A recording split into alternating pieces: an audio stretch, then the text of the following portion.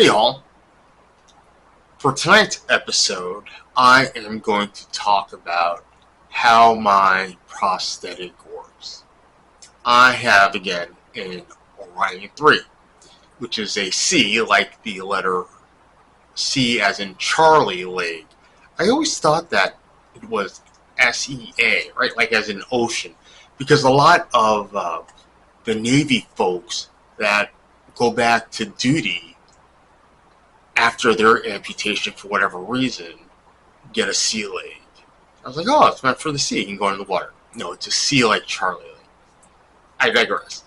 Anyway, I'm going to talk about how it works and how if you are on a walker, or when I was on a walker, it was important to get off the walker because the C leg, the leg with a microprocessor, will not function properly, and I will walk like a Frankenstein and bow-legged. So as soon as I could get off the walker and onto canes is when I could fully realize the benefit of the leg, the prosthetic microprocessing leg, because it would react similarly, not exactly like an intact leg, like my left leg, which is intact. Now, the prosthetic leg, the C leg, functions best, and it's programmed by my prosthetician, or prostheticians. I see a couple now, using an app on their device. I believe it's an Apple device. I'm an Android user. I know, boo. And it functions when it senses downward pressure and also movement on the toe. So as long as I am going down and onto the toe, it will react at my knee, or where the knee would be, or at its knee, to bend. It will bend. If I don't do it fluidly, or like very similar to a normal leg, it will not bend. Now the walker inhibits me from getting nice downward pressure and through motion on the toes of the prosthetic leg, or the ball of the feet of the prosthetic leg.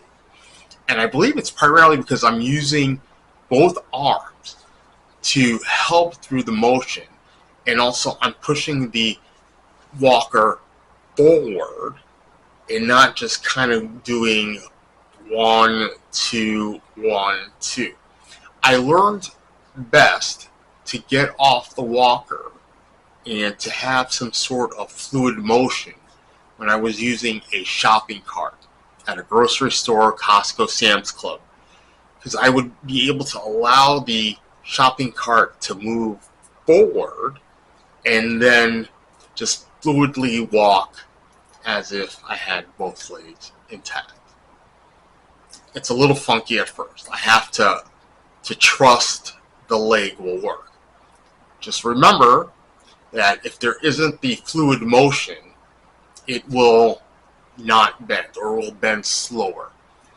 So when I want to sit down, it just doesn't collapse.